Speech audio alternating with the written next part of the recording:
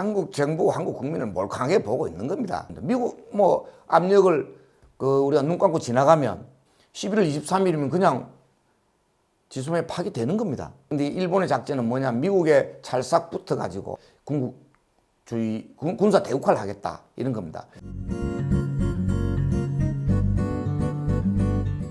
한일 군사정보보호협정 지소미아가 11월 23일 0시에 종료됩니다. 오늘은 박수근 대표 모시고 지소미아 종료를 둘러싼 논란, 그 본질은 무엇인지 들어보는 시간 갖도록 하겠습니다.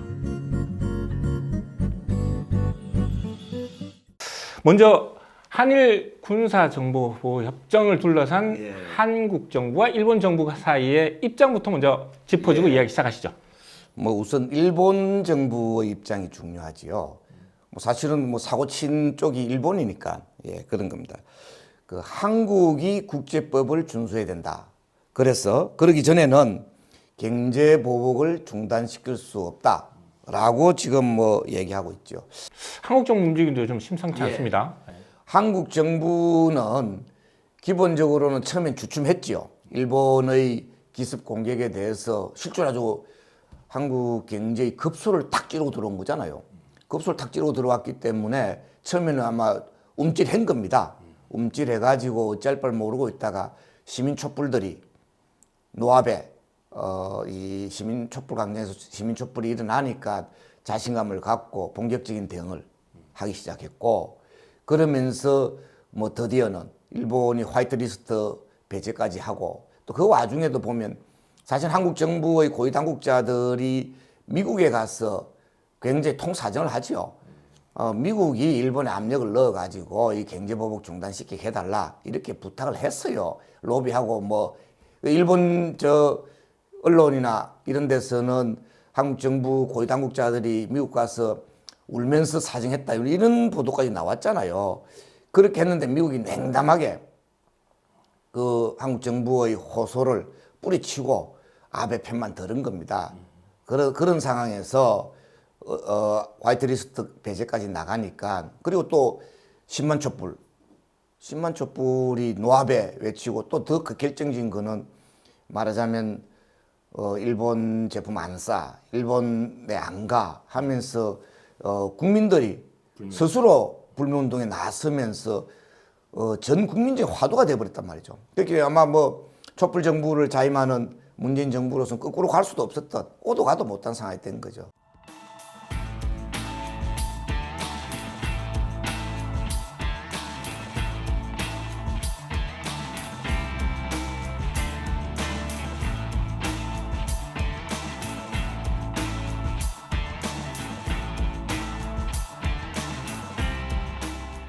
미국의 지금 압력이 심상치 않습니다. 뭐 자칫하다간 반미 여론이 불거질 수도 있는데도 불구하고 지금 미국은 한국 정부에 대한 지소미아 연장을 촉구하는 압력을 넣고 있는데요.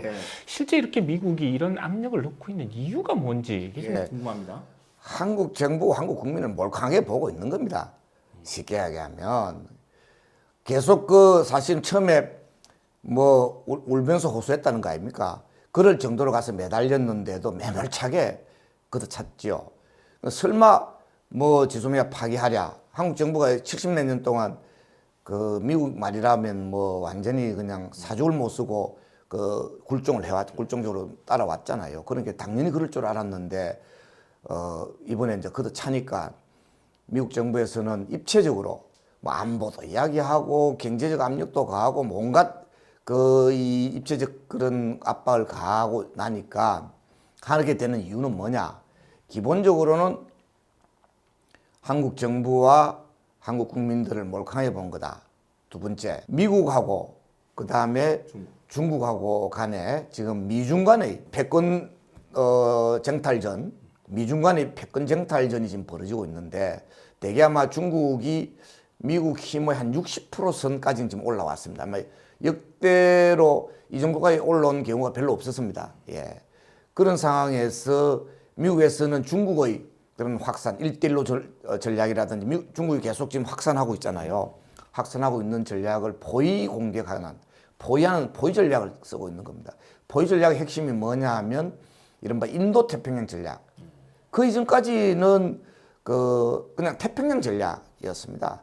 일본을 그 중간축으로 하고 그다음 한국을 하위축으로 한 그리고 대만이 붙고 뭐 필리핀 붙는 이런 정도의 그 태평양 그 방어 전략 수준이었는데 중국이 급부상을 하면서 중국 인도양 쪽으로 진출하고 아프리카로 본격적으로 진출하니까 인도하고 제휴하면서 인도 태평양 전략으로 완전한 포위 전략을 지금 쓰고 있는 이런 상황이죠. 그래서 한편으로는 중국의 1대1로 전략, 확산 전략과 그 다음에 또 한편으로는 미국이 축으로 한 그리고 중간 파트너로 하는 일본 그리고 인도 그리고 호주를 중간 파트너로 하는 인도 태평양 전략이 지금 부딪히고 있는 이런 상황이죠.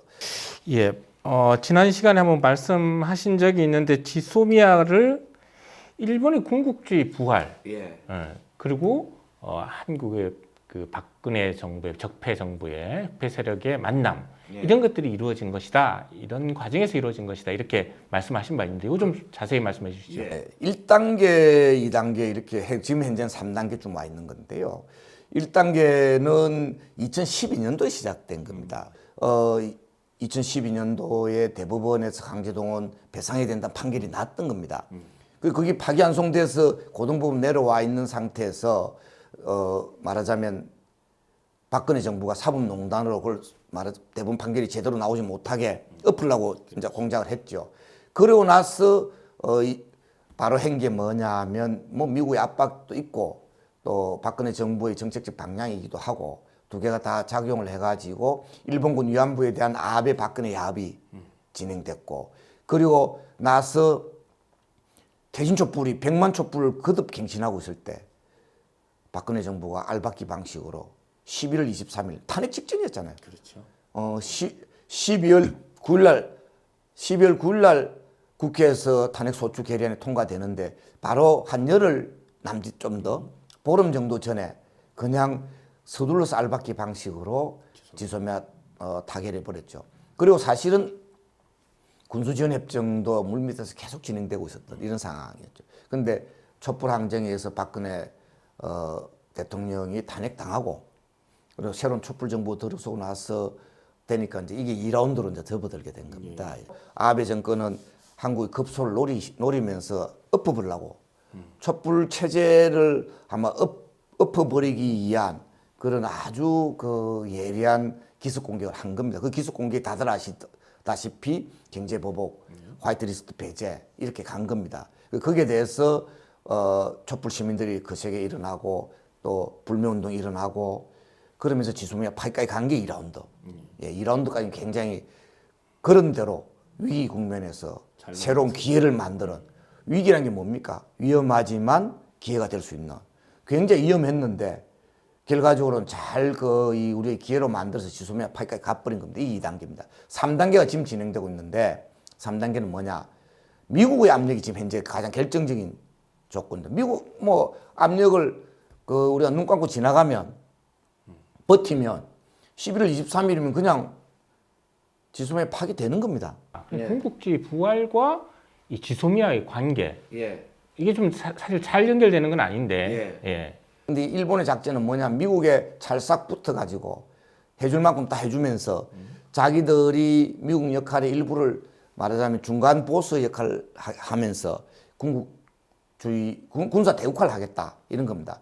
그래서 군사 대국화를 하기 위해서 이 사람들이 진행한 게 뭐냐면 여러 가지 자기들을 강화시키고 또 뭐냐면 개헌을 하려고.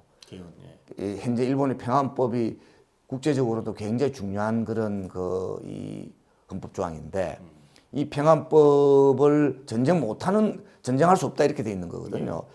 개헌해서 일본이 군사 대국화하면 제일 먼저 할 일이 뭐겠어요? 태평양으로 가겠어요? 어디로 가겠어요? 군사 대국화의 그 군사력이 바로 한반도 유사시에 한반도로 진출하는 그런 문제가 되는 거고 그래서 이 사람들이 한반도로 진출하기 위해서는 한국의 군사 정보도 받아야 되고 군수지원 협정도 만들고 병력 지원까지도 시스템을 만들어놔야 유사시에 들어올 수가 있잖아요.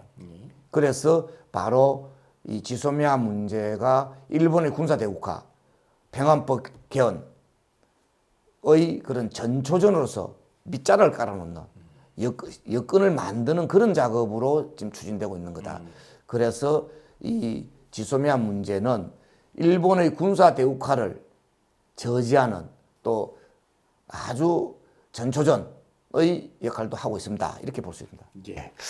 문제는 23일까지 보면 뭐 한미 국방장관 회담도 있고 한미일 국방회담도 예고돼 있고 이런 조건에서 문재인 정부가 과연 버틸 수 있을까 하는 게 문제인데요. 관련해서 지금 진보 진영에서 지소미아 종료와 관련한 이 투쟁 계획 뭐 이런 것들이 세워진 게 있으면 좀 말씀 좀 부탁드리겠습니다. 아베는 목적이 한일 관계를 좋게 만드는 건 부차적인 목표고요. 목표는 군사 대국화가 목표거든요.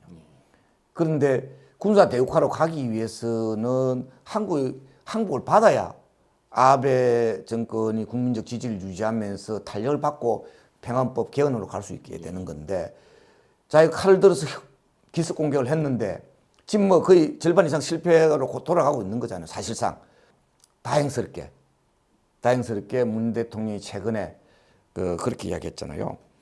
지소미아 문제 같은 경우는 원칙적인 것이다.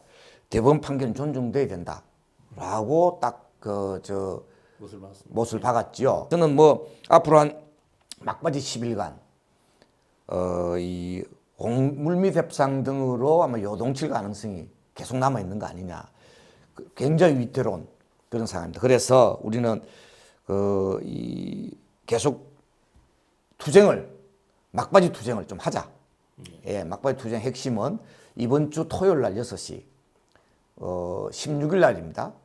11월 16일 토요일 6시에 소녀상 앞에서 말하자면 아베 규탄 그리고 지소미아 연장 강요 방위비 대폭 인상 강요하는 미국 규탄하는 아베도 규탄하고 미국도 규탄하는 그런 촛불 집회를 하기로 했고요.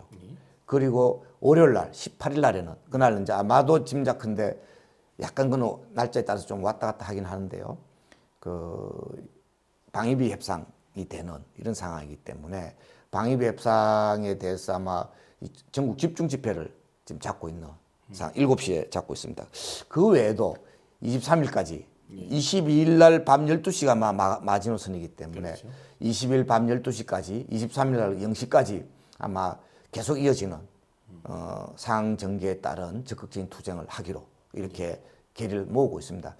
그런 상황이기 때문에 이 TV를 보시는 시청자 여러분 그리고 국민 여러분 이 막바지 지소미아 파기 투쟁의 막바지 투쟁들이 진행되고 있는 이 촛불 투쟁에 함께 힘을 모아주시기 바랍니다. 감사합니다.